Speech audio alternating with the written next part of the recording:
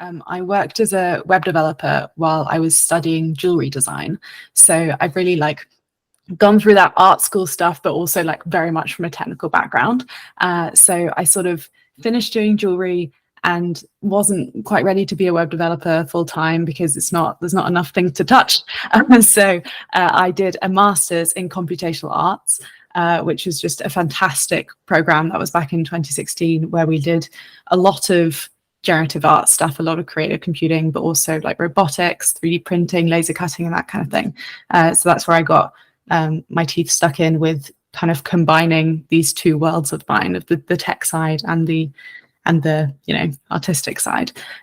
So yeah, since then I'm still mostly work as a web developer, but have been doing more generative art. I have a few like bigger projects that have led me here, including like a generative jewelry business where you could design your own jewelry with this interactive system online, which is really cool. Also make generative jigsaw puzzles, which is challenging but really fun. So yeah, that's where my passion lies, is trying to find these areas where I can do things that, you know, take advantage of my coding skills, but also produce something creative and tactile. I've always been so attracted to working with computers and understand, like I made my first website when I was like 11. I wanted to know what was going on. Like I wanted to figure out this new thing. And it's like, it's only now that I'm realizing that it's kind of the same impulse. Like it's an exploratory thing, but it's sort of like, let's get to the bones of this and scratch it a little bit. Not to go too much on a tangent, but what is a generative jigsaw puzzle? I just designed generative art for the jigsaw puzzle, but then I also did the like coded the way the shapes are cut, so that they could be different every time. So yeah, it's a tricky thing to make like for production because they're all laser cut rather than like die cut with a stamp, which is how like cardboard jigsaw puzzles made.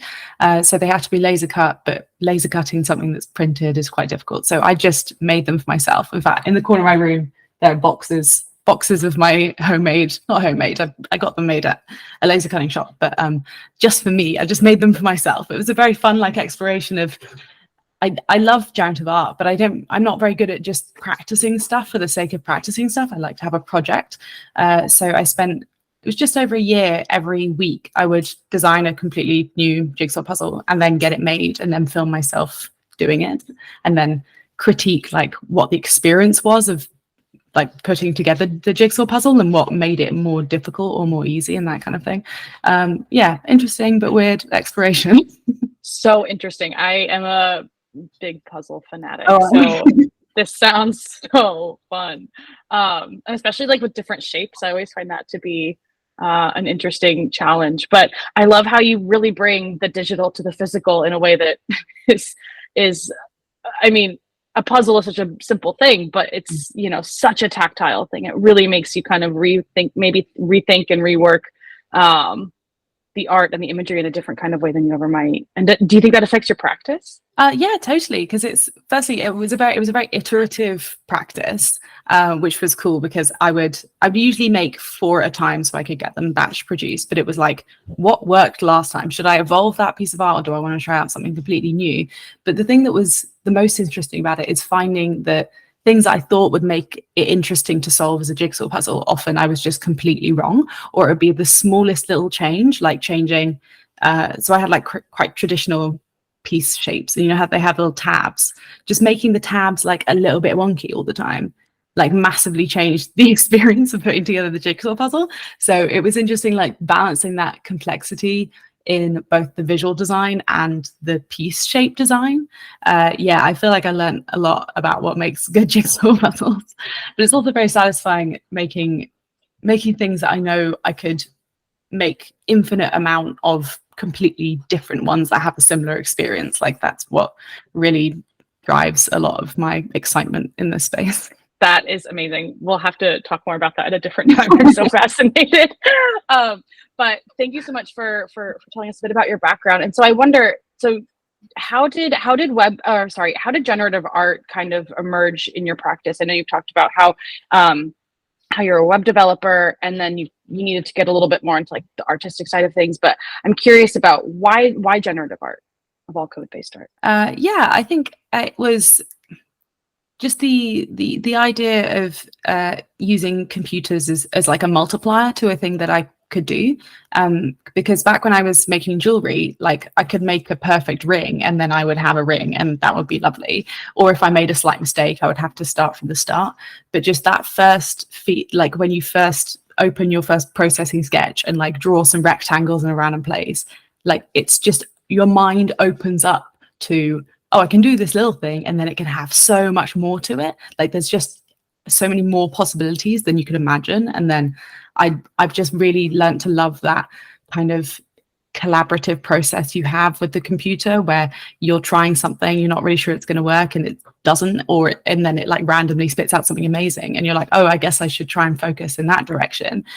So I think it's like a more, even though you're working with a computer on your own, it's a lot more of a collaborative process than any other artistic medium I really tried, which is interesting because the Vitreous is actually really based on my fused glass practice, which is, again, we can talk more about that in a sec, but that's also something that feels really collaborative with the kiln in a way that nothing else I do really has that satisfaction of sort of like a serendipitous outcome. I'm so excited to jump into Vitreous and to learn more about it. I think it might make a little bit more sense though if we kind of talk about the curatorial vision and then segue into Vitreous. Is that okay? Okay. Here's a little bit from the curatorial statement. The show is about exploring our perception of scale from the microscopic to the cosmic, where artists are using various abstract forms to look at the fibers of our universe, either obscuring and uniting the differences between the micro and the macro, and inviting a perceived sameness across these scales. Yeah, when Adam got in touch, he shared some of those thoughts around what the show was going to be about. It just instantly clicked with me. It felt like an affinity, because scale has always been an interesting area of explanation. I can't speak. Area of exploration for me, and I already thought if I was going to take on to make a new piece of generative art that I hadn't worked on before, something I really wanted to explore was the use of glass. And I think that is I've been like learning a lot more about science recently, and basically thinking a lot about like telescopes and microscopes and just how we experience such a narrow band of life, basically. Like there's so much going on such a tiny scale and on a cosmic scale, that I think it's so rife with inspiration, everything outside of our human scale. And I think a lot of the glass work that I've done, if they feel like tiny worlds, and they're small and delicate, but there's so much going on. And I think that actually scale has always been a topic in my art, playing with the idea of like, oh, what would the viewer initially perceive the scale as being here? Do I actually tell them what it is, or do we hint at it, but they can imagine it being enormous, or they can imagine it being really tiny, and how does that change their relationship with the art? It's a very fertile ground of exploration for me, the idea of scale, and especially thinking about integrating glass as a material into my project, how that, like, the glass on its own doesn't really mean anything. It's about the way you see through it and how it changes how you see through it. So there's this extra layer of perception. You're perceiving the glass, you're perceiving what's behind it, but you're also perceiving what the glass is seeing in a way. So I think that it all really just felt immediately like that was going to come together and be really thematically resonant with the rest of the show. Something that strikes me is that, well, I guess the question is, so does it matter to you if somebody looks at your work and thinks it's micro or macro? Like, do you want them to see a certain scale when you create something, or is that always up to the viewer? I think it's mostly up to the viewer. I think with this work, I've been quite intentional about it being very hard to read, the scale being quite ambiguous. Like my last long form generative art project with Art Blocks was a ceramics based, again, sort of sculpture, we could say so. And a lot of people said like, oh, wouldn't it be great if you could make these 3D? And I would have loved to. My health just wasn't up to it at the time. But the idea that it would have been quite easy to make at sort of like 1/2 foot by 1/2 foot, like really small. But then it'd just be a tile and would look really sad. So from in that project, I thought the idea of someone imagining that scale would actually really weaken the impact of it. But if you imagined it like 4 times the size of that, then it could suddenly be a much more powerful artwork.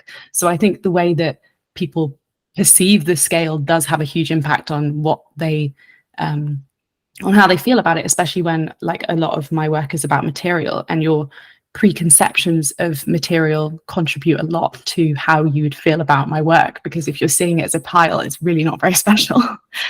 So yeah, I have been thinking a lot about that, and this work has got a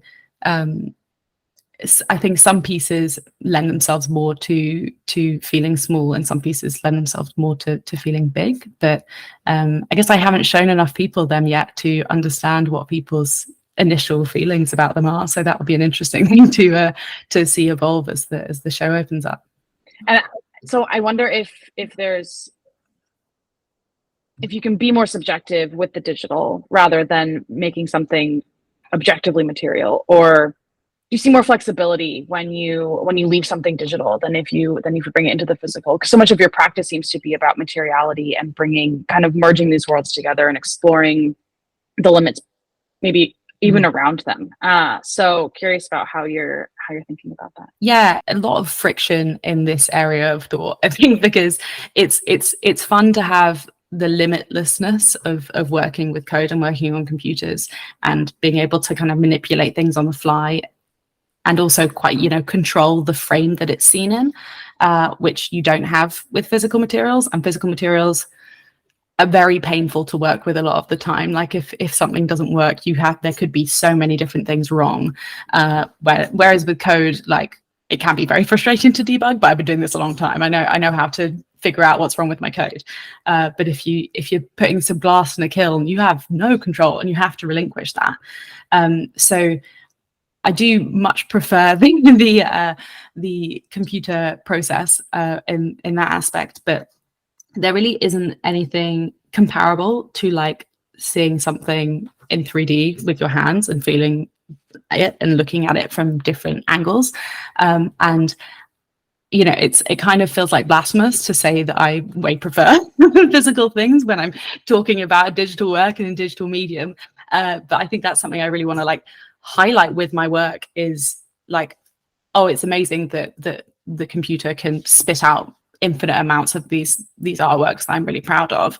But I always want there to be a sense of like, I wish I could feel it. I wish I could touch it. I wish it was here in front of me, because it just reminds people of like what that was inspired by. And it's sort of, I think it gives a little bit more meaning to the work rather than it being completely abstract. I'm not sure about that last bit, but I'll go with it. I have a lot of glass samples here next to me, by the way, if you want to see some. I was going to ask, actually. Okay. Yeah. I literally have a giant box full of little bits of glass. Oh, wow. And they look like little pieces that are in Vitreous.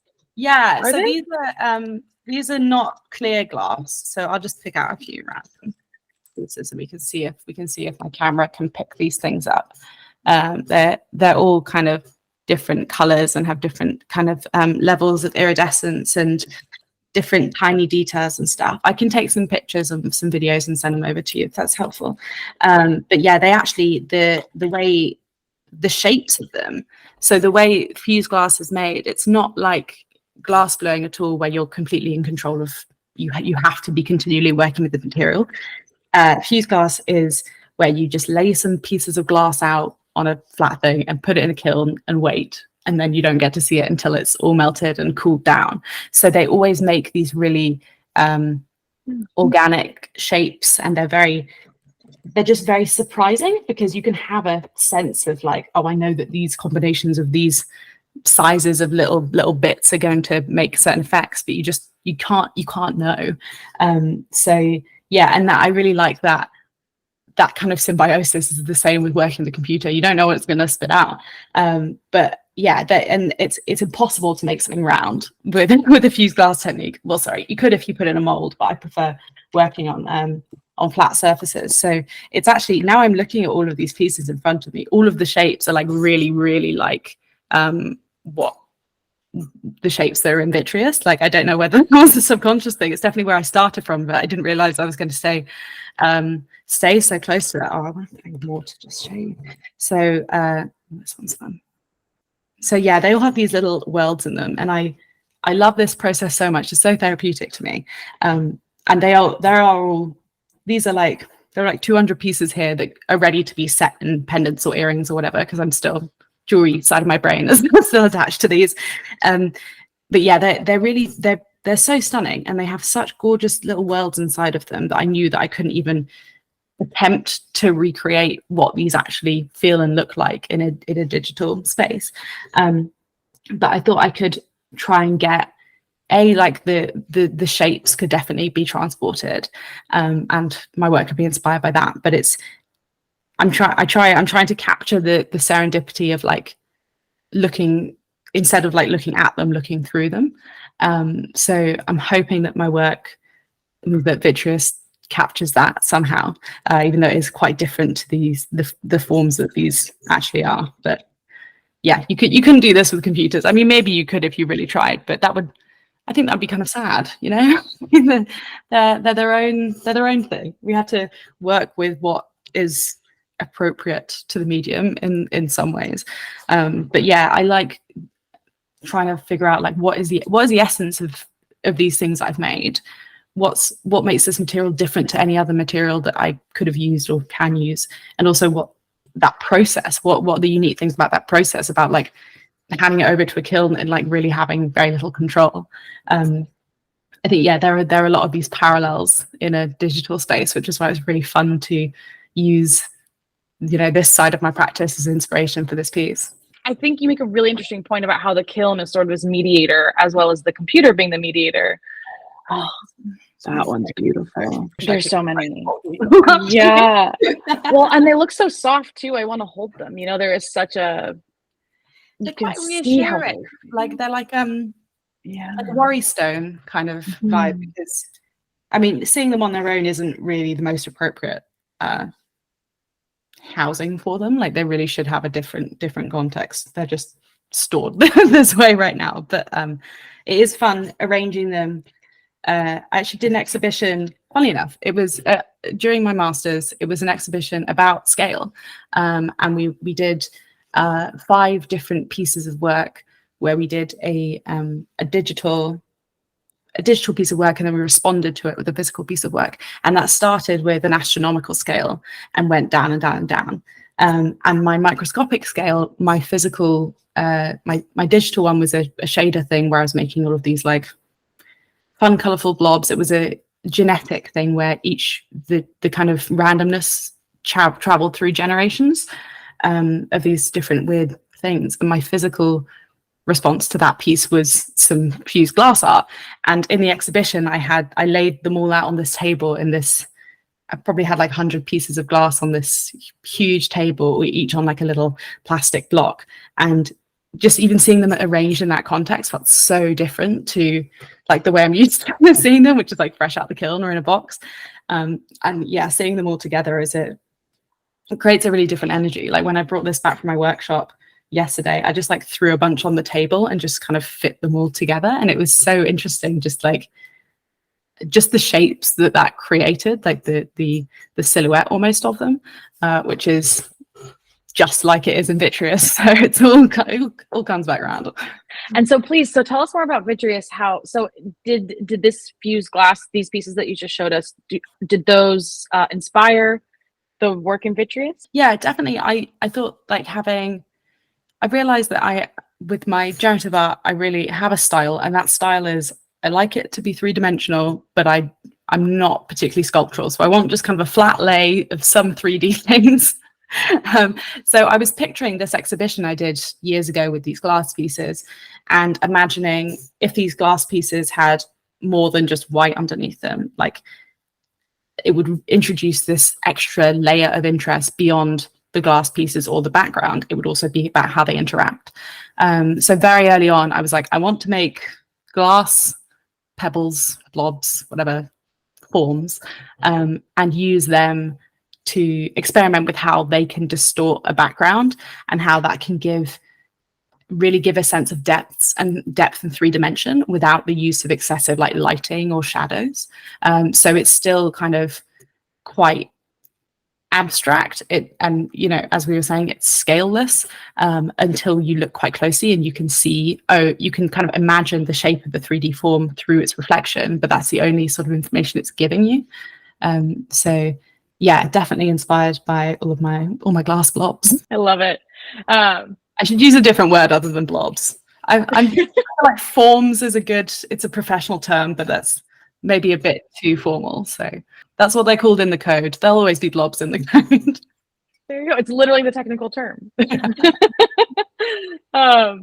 This conversation is making me want to look at these pieces, like look through these pieces, like make them into windows. So I'm wondering, you're talking a lot about glass, kind of looking at it and having this sort of, I know you don't necessarily think of sculpture, but like something that you're looking at. But what about looking through it? And what about kind of seeing the dimensions of space and time through your work as transparent? I'm just thinking about the different ways and the different spaces that this work can inhabit, because since you are bringing in such a material aspect to something digital, I think that it sort of exponentiates the ways in which it can be experienced. Yeah, totally. I think everything, I don't think I've ever made something on a computer I didn't want to also have a physical equivalent of. And for this, I do like the idea. I always like the idea of going bigger in like an imagined experiential exhibition space. So if I had a dream, I would have a whole room that was like the floor was painted this very intricate background, and you had these huge glass forms that you could place and move around and juxtapose and maybe see, like, because one of the aspects of this work is I can, in my program, move around it and I can see what it looks like from different angles, but the output is very flat, because I think that's the most attractive way of viewing it, or it's the most controlled way of viewing it. Like I can force people to have this perspective, but I think definitely in a physical environment, it's such an asset being able to interact with it physically. So yeah, definitely having, if I could have a way of people being able to see this in a real life space, I wouldn't want it to be prints. That I'm sure that would be nice as well, but I feel like it would be much more impactful to be able to see that optical illusion in real time, and having, you know, both of your eyes looking at it will make it much more real. And it is using normal optical physics. Like I don't know how else to describe it, but like this could exist in real life. Like it would be possible to make such a thing. So it's an exciting idea. One of the things about Vitreous is that the blobs fit together very neatly. Like there is gaps between them and they're organically shaped, but they are quite neat. And that is something that I almost definitely could not recreate with a kiln, like these exact shapes, because that's just the nature of the production process. But I could make things that could be placed together or could fit together, or people could arrange them themselves. And I think that would be very impactful. I'm just very aware that in a digital context, there's sort of, I don't think there's an adequate way of having that interaction through a screen, like scrolling around. I'm sure there is. It's just not something I would be interested in creating, because I don't think I could do it justice. But so that's why the outputs of this are very straight. They're very orthogonal. They're very controlled. But I think in a physical space, I'd have much more license to make it more interactive and subjective. I am looking at the pieces now, and they're so beautiful. The colors and the way that the colors interact and engage with each other. You said earlier that you wanted to create a source of light without it necessarily being too bright or too direct, but there really is this like iridescence to each of the pieces. And after seeing your, the actual fused glass pieces, I can really see the influence. And so I'm wondering if you'd like to talk a bit about sort of the aesthetic choices and the and how you went about this work, because there is so much variability and there are so many directions that you can take with the fused glass and with this whole kind of ethos. Yeah, totally. I mean, the first thing was getting that the glass aspect down and getting it to create shapes that I felt were the right level of organic and that had this 3-dimension and that would have this augmenting quality. So I got that, and then I was like, okay, what do I put behind it to enhance this? Like what actually would make it glow? Because initially I was just doing it with a grid of squares or with lines just so I could see that it was moving. But that wouldn't have done justice to like those forms. So I was thinking of lots of different ways that I could bring that forward. And the first thought was I need to do something quite small that then, when distorted by the glass, is then made visible. So it's like not actually, it doesn't, it sort of blends into the background. It sort of doesn't really look like anything, but then through the glass you can get this sense. So I started out with just a big field of dots, essentially, that were all kind of randomly placed, like nicely spaced apart, but randomly placed. And I was like, this is cool because you can see that like at the edges of the pieces, it really magnifies on them and distorts them in a way. But I knew from when I originally had been testing it with lines that you could see much more variability. So, and also I thought the dots were a bit, they use this technique called Poisson disk sampling, and like a lot of like generative art code techniques, as soon as you start using it, you see it everywhere and you can't unsee it. So I was like, I need a way to sort of break this up a little bit. So I decided to introduce lines between the dots, but sort of restrict it to more of a like orthogonal grid. So there aren't very many kind of lines going in all directions. It's not really a network. It is a grid, but it is just a slightly warped grid by where these dots are. And I thought that like enhanced how the edges were being manipulated. In terms of the colors and the actual like the background, that is, I knew I wanted to make some sort of generative color algorithm because I'm not great at choosing palettes. I feel like I'd never quite feel like I'd made enough or they were perfect enough. I'd rather be like disappointed in color because the computer's made it than I made it. So I decided, as just sort of just as an initial thing, I would just treat the whole all of the colors as a gradient, a single gradient across the whole piece, and see how far that could get me, how much different feeling I could get in with one gradient. And I came up with a generative color algorithm that sort of starts at a random place on the color wheel and sort of jumps most of the way back, but maybe not quite, and then maybe goes back into itself or out. So there's like a few different variations of how that can go. But I was able to sort of tweak the parameters of like how saturated should it be and those kind of things. I ended up with an algorithm that I'm really happy with, and I feel like actually does create a big range of different colors. Obviously all of these outputs are curated, but they don't, I think at least the colors, it's pretty much a snapshot of what the algorithm produces. Like I don't think there are any sort of color schemes that I dumped when I was picking the original images.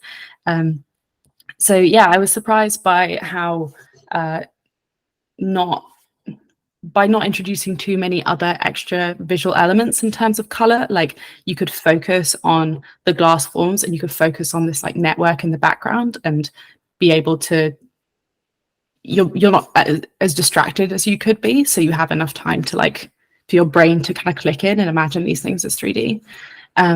So yeah, it's using a noise-based background thing. So it's as if it's a terrain with different contour levels, using several different layers of that to create these sort of jagged natural forms. It's a technique I use a lot, but I'm trying to use it in ways that, and picking outputs that don't like feel too obviously using that technique. But that pardon me, that you know, allowed for a lot of different visual variation. And then one of the final things I added were these little tendrils, these contour lines that are in a lighter color most of the time. Sometimes they could be in a darker color, who knows? And they kind of they feel like a level up from the grid lines, where your eye can follow this one line all the way through and see how it both like zags between the dots, but also how it's warped by the glass. So that's a nice thing for the eye to kind of follow in the piece. So yeah, it was quite, in many ways, quite a simple way of producing the background, where I was just kind of like, what do I want these glass things to see? Like, how do I find something that shows off the glass's properties as much as possible, while still having its own like aesthetic appeal. And I'm really happy with how it's come out, because it does feel simple, but it doesn't feel too simple. I didn't mention that I had, as well as in the gradient, some of them have lots of different stops in the gradients, but I just to see what it would be like, tried it out with, what if it only picked 4 colors from this? Would that be so reductive that it ruins the whole thing, or would that be really impactful? And I've kept that in, and it does have it has a very different feel, the ones that have a really restricted color palette versus the ones that are more kind of like organic and smooth. I really like it. I'm not sure everyone else will. That's one of those kind of restrictions that I think adds to the work. Thought for ages I wanted to do something inspired by my glasswork, and didn't find the right opportunity or the right thing that I wanted to focus on.